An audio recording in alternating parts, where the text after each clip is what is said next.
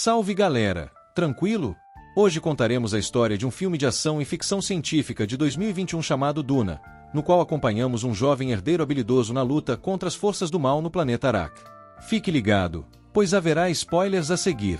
Sejam todos bem-vindos ao Mega Filmes Resumo. Pessoal, estamos prestes a chegar a 500 inscritos, então vamos impulsionar o canal, se inscrever e curtir para atingir a meta de curtidas, então prepare-se. Primeiro vemos a jovem Shani Cains contando a história do planeta Arrakis, o único lugar conhecido para encontrar especiarias, uma substância extremamente cobiçada usada em viagens interestelares. A existência desse recurso levou à chegada de forasteiros de outro planeta, a família Harkonnen, para coletar a especiaria, destruindo assim a área. É por isso que os homens livres nativos de Arrakis tentaram detê-los, mas falharam. Entretanto, o imperador Shaddam IV ordenou que os Harkonnens partissem.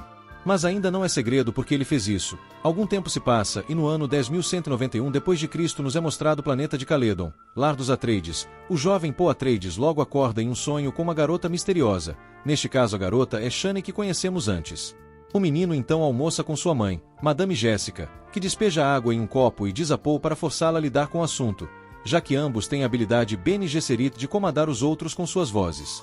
Entretanto, o menino não conseguiu encontrar o tom certo e Jéssica se ofereceu para lhe dar água. Depois do café da manhã, Hall foi pesquisar sobre Lax e depois leu um pouco sobre como a família Freeman sobreviveu no lugar mais remoto da Terra, compartilhando o deserto com ele. O menino também descobriu que os Freemans tinham olhos azuis devido à exposição à especiaria. Logo um navio chegou a Caledon. Os juízes do imperador e alguns membros da corte foram recebidos por Lero Atreides, o duque e governante principal do planeta. O juiz abriu um perigarminho e leu o pedido do imperador para que os Atreides tomassem o controle de Arrakis. Leiro aceitou a oferta, caminhou até uma mesa e selou o acordo com seu anel. Mais tarde naquele dia, uma nave transportando os atletas retornou ao planeta, e um dos principais soldados, Duncan de Idaho, foi calorosamente recebido por Paul. Durante a conversa, o jovem pediu para ir a Arrakis com Duncan no dia seguinte, mas ele se recusou a levá-lo até a hora certa. Paulo então revelou que sonhou que seu colega havia morrido, e por isso insistiu em ir. Entretanto, Duncan não acredita no prestígio do garoto e tenta confortá-lo. Ainda preocupado, Paulo foi até seu pai nas montanhas e pediu permissão para ir a Arrakis no dia seguinte, mas seu pai recusou, dizendo que seu filho não chegaria em segurança até as próximas semanas, pois duvidava das intenções do imperador. Antes de encerrar a conversa, Paul pergunta o que ele faria se não quisesse administrar uma empresa comercial, e Leroy tira as luvas e diz que também rejeitou a responsabilidade de mas no final aceitou a tarefa. Depois de deixar a empresa de seu pai, Paul foi treinar com um de seus principais mentores, Gurney. Após a batalha, Paul ajuda Gurney a se levantar do chão e explica que os Harkonnen são perigosos, então eles devem se preparar para o pior. Ao cair da noite, vemos uma nave chegando a Gaid Prime, o planeta natal dos Harkonnens. Glosso Reben foi até seu tio, o Barão Vladimir, furioso por eles o terem abandonado. No entanto, Barão deu a entender que isso seria apenas temporário. Em outra noite, um navio da Bene Gesserit atracou em Caledon, e Jéssica foi até o quarto do filho para acordá-lo.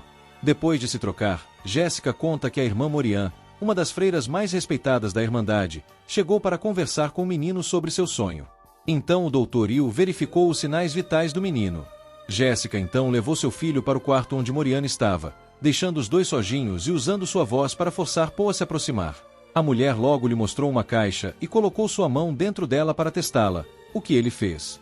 Moriana rapidamente coloca uma agulha envenenada no pescoço de Paul e ameaça matá-lo se ele se mexer, e o garoto começa a sentir dor na mão dentro da caixa. Mas ele resistiu até que sua mãe pôs fim ao calvário. Moshian parabenizou Paul por controlar seus impulsos e disse que ele receberia grande poder no futuro. Depois, Jéssica acompanha a mãe até o barco e diz que ela deve testar o garoto porque ele supostamente foi escolhido por Cristo Zedric. Depois que as mulheres vão embora, Jéssica percebe que Paul estava ouvindo a conversa delas.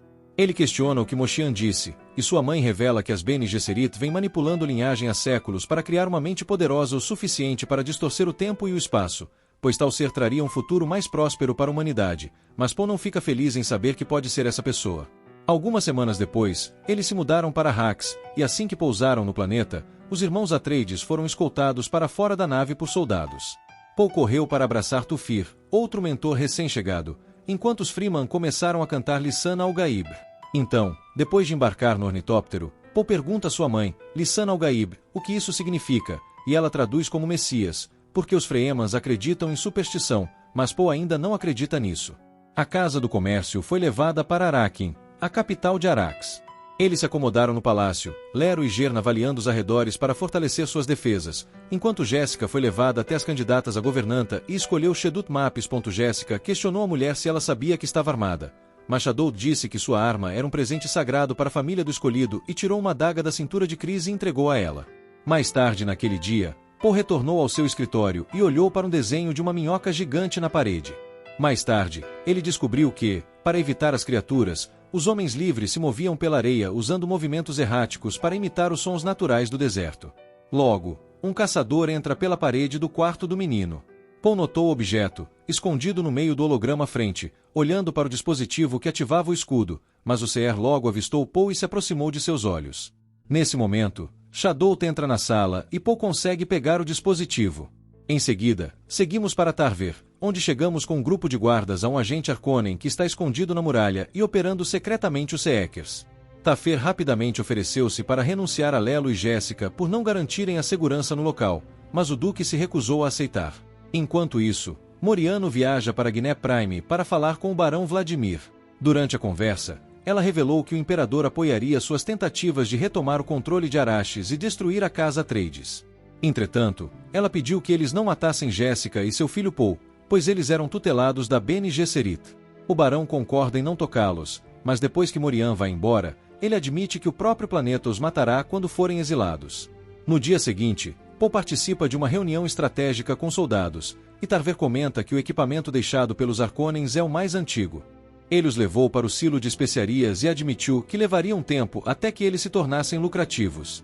Paul pergunta se deve haver um juiz para supervisionar a transição da casa, e Tarver revela que seria o Dr. Little-Case. Então Lelo combina de visitar a operação da Desert Collection com o médico para garantir a segurança do equipamento que eles estão usando. Então, 2 ornitópteros pousaram nas proximidades, e Duncan e Paul correram para cumprimentá-los. Os policiais então interrogaram os Freemas, revelando que ele havia passado 4 semanas com eles em Sith, uma comunidade de cavernas no deserto. Eles então recebem a visita de Stilgar, o líder do Sié, que os recebe cuspindo no chão. Leroy propõe uma aliança entre os povos, mas Stilgar duvida das intenções do Duque e se apressa em encerrar a conversa. Pouco antes de partir, Paul lembrou Stilgar que ele ficaria. Mas o homem insistiu em ir e de alguma forma reconheceu o menino. Mais tarde naquele dia, Paul se encontrou com seus amigos e Duncan o presenteou com uma bússola exclusiva feita por Freeman e expressou sua admiração pelos homens. No dia seguinte, um coletor de especiarias é enviado ao deserto por meio de um transportador, enquanto Leto, Paul e algumas outras pessoas vão encontrar o Dr. Paul. Paul é grato pelo terno estiloso, o Freeman Suit refresca o corpo e recicla a umidade perdida no suor. O grupo logo partiu de Unitóperos em direção à colheitadeira para observá-la em ação, enquanto o Dr. Cairns comentou que pequenos barcos perto das máquinas são usados para captar sinais das minhocas conforme elas se movem nas ondas de areia em direção à colheitadeira. Não demorou muito para que víssemos um verme se aproximando. Cairns então contatou a operadora e informou-a do perigo. Os coletores são então levados para fora do deserto usando veículos de transporte. Mas as âncoras apresentam um problema que as impede de atingir esse objetivo. Faltando apenas 4 minutos para o impacto, Leroy ordenou que as 21 pessoas a bordo evacuassem enquanto pousavam o ornitóptero para realizar uma operação de resgate. A missão de busca e salvamento está progredindo sem problemas. Era apenas um véu de areia que tornava as alucinações de Paul mais intensas e o colocava em transe. Gurney então retorna para resgatar o menino, e o inseto se aproxima, prendendo-os na areia, mas os dois ainda conseguem subir no plano todo-poderoso e ver a criatura aparecer abaixo dele. Ao chegar à base, Leroy questiona Cairn sobre o que aconteceu, pois, como juíza da operação, ela deveria ter percebido que os Harkonnen só deixaram seus equipamentos em ruínas em casa. Mas ela basicamente enviou um que disse que o problema era meu. Enquanto isso, Paul é levado para ver o Dr. Hill, que conclui que as substâncias psicoativas na especiaria são responsáveis por seu estado de transe. Depois que o homem vai embora, Paulo revela que em sua visão ele foi guiado pela jovem que estava no deserto antes para lhe dar uma adaga que é crucial para o que acontece em seguida. Mais tarde, Paul conta a Jéssica que sabia que ela teria um bebê, o que a surpreende, pois ela tinha acabado de descobrir. Enquanto isso, no planeta Salusa Secundas, forças imperiais conhecidas como Saduka estavam se preparando para lutar ao lado dos Harkonnens. Quando a noite caiu em Alakin, os guardas foram atacados por Yu, que destruiu as defesas do palácio quando os pássaros inimigos chegaram. Lelo então acorda e percebe um movimento estranho, sai para investigar e encontra o mordomo desmaiado, então ele tenta contatar os homens, mas a comunicação é bloqueada. Alguém então atira um dardo nas costas do Duque, e o Duque tenta alcançá-lo antes de ser atingido, mas não consegue e acaba perdendo a capacidade de se mover, momento em que Yu se revela um traidor. Depois disso, as tropas perceberam que algo estava errado e, quando saíram para se mobilizar, descobriram que navios inimigos estavam se aproximando e explosões começaram a ocorrer, matando centenas de soldados. Enquanto isso, dentro do palácio, um grupo de Harkonnen entrou no prédio e os Atreides começaram a atacar as escadas. Mas, para sua surpresa, forças imperiais desceram das naves atrás deles e foram rapidamente derrotadas. De volta à casa do Duque, Yu pede desculpas pelo que fez, pois só fez isso porque o barão sequestrou sua esposa, Vanna, e ele tira o anel do dedo e o entrega a Paul. Ele também substituiu um dos dentes de Lero por uma cápsula de gás venenoso que ele poderia usar para matar o barão Vladimir quando chegasse perto dele. Os soldados Atreides foram rapidamente derrotados, mas Duncan foi um dos poucos que conseguiu resistir. Porém, quando chegou ao quarto para resgatar Paul, descobriu que Paul não estava lá, então saiu e derrotou alguns soldados antes de escapar em um ornitóptero. Enquanto isso, Paul é mantido refém em um barco com sua mãe, com a boca amordaçada, e Jéssica faz sinal para seu filho. Nesse ponto, os homens consideram se livrar dos meninos para poderem usar as mulheres. Paul então tenta controlar um dos bandidos, e ele obedece às ordens de Paul para remover a mordaça de Jéssica, e Jéssica ordena que os soldados matem os outros e depois a soltem. Jéssica então mata o último soldado, libertando seu filho e encontrando Kit Freeman enquanto a nave desliga, e eles caminham para o deserto e correm para o topo de uma colina para observar um Joaquim completamente devastado. A cena corta para Lelo acordando-no na mesa de jantar, enquanto o barão Vladimir come na outra ponta da mesa. Logo, o Dr. Yu entrou e pediu ao barão que libertasse sua esposa, como havia prometido. Vladimir se levanta da cadeira, caminha até o traidor e diz que só prometeu reuni-lo com Ana, então o matou para que pudessem ficar juntos. Depois, o barão se aproxima de Lero e o insulta dizendo que sua linhagem acabou. O Duque então sussurrou algo e Vladimir ativou seu escudo, movendo seu rosto para mais perto de Lero para ouvir melhor suas palavras, e então ele esmagou a cápsula, liberando veneno por toda a área. Paul e Jéssica montam acampamento no deserto, verificam o kit e encontram uma mensagem escrita pelo Dr. Nu. Depois, Paul encontra o anel de seu pai, o que prova que o Duque está realmente morto. Na manhã seguinte, o Dr. Cairns descobriu que Larkins havia assumido o controle da casa. Até que um ornitóptero se aproxima, Duncan voa para baixo, irritado com o sofrimento de seu povo, mas Cairns lhe diz que ele foi instruído a permanecer em silêncio. Continuamos até o palácio, onde a maioria dos soldados morreu por inalar o vapor, mas o barão ainda está vivo, bastante fraco no telhado. Enquanto isso, Paul, segurando o tubo cheio de especiarias, tem outra visão. Desta vez ele vê uma luta entre Sadaka e os Homens Livres, um dos guerreiros de olhos azuis. Depois, Paul coloca o anel de seu pai, e a luz de uma fogueira indica que alguém está por perto, e Paul usa um equipamento para se aproximar de um rato do deserto. Então o ornitóptero de Duncan voa e resgata Paul e Jéssica. Os três então foram com Keynes para uma estação de pesquisa subterrânea, onde o médico ordenou que os Freemans trouxessem roupas e água para os visitantes.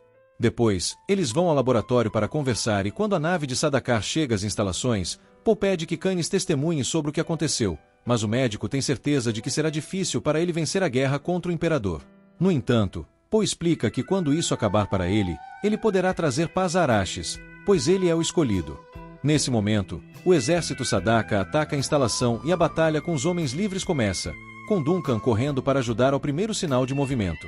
Paul percebe que seu amigo está prestes a morrer e tenta impedi-lo, mas não consegue passar antes que a porta seja selada. Duncan então conseguiu derrotar alguns soldados até ser assassinado.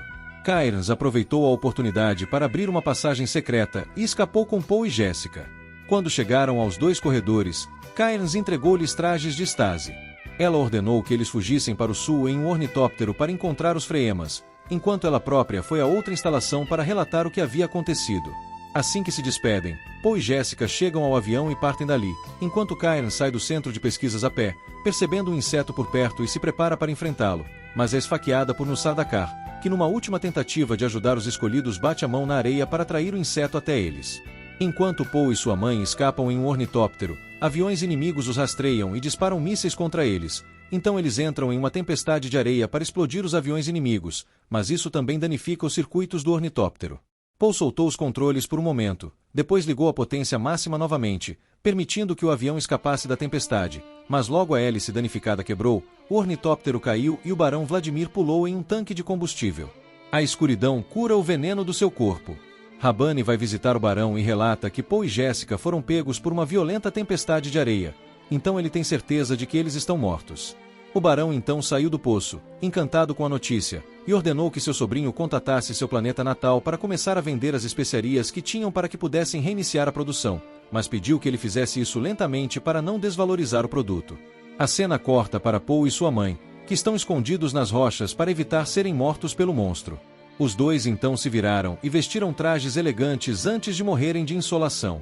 Paulo então usou uma bússola para encontrar a direção de Sith. Usando binóculos, Jessica notou vegetação na área rochosa à frente. Então os dois esperaram até escurecer antes de sair para caçar os Freemas. Ao entrarem no território dos vermes, Paul pediu à mãe que imitasse seus passos descompassados para não atrair as criaturas.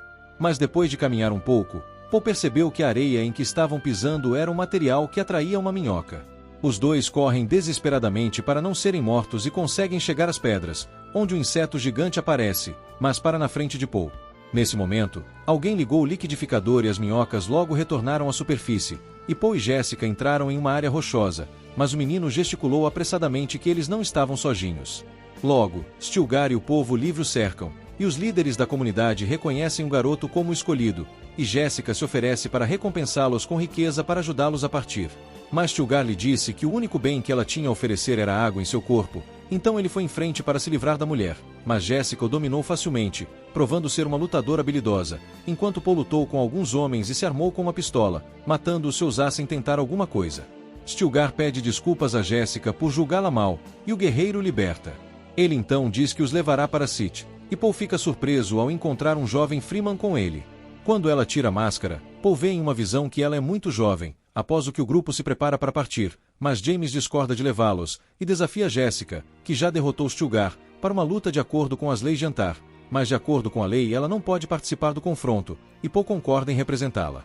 Quando o dia começa a clarear, os dois se preparam para lutar, e Shani entrega a Paul uma adaga, a mesma que ele viu em sua visão. Paulo aceitou o presente, aproximou-se do oponente e os dois começaram a lutar. James prova ser hábil em lutar contra o estranho, mas Paul domina e ordena que ele se renda. Entretanto, Stilgar explicou que, de acordo com a lei Antar, os combatentes deveriam ser mortos. E assim, Paul começa a ter algumas alucinações e acaba matando James. Com o confronto encerrado, Paul e Jessica são aceitos na tribo Freeman, mas a mulher insiste que eles os ajudem a deixar o planeta. Mas Paul disse que preferia ficar porque estava no seu destino estar ali. O filme termina com o grupo indo para Seattle. Paul chamou a atenção de sua mãe e eles viram um homem montado em um Fusca. Shani então se vira para eles e diz que isso é só o começo.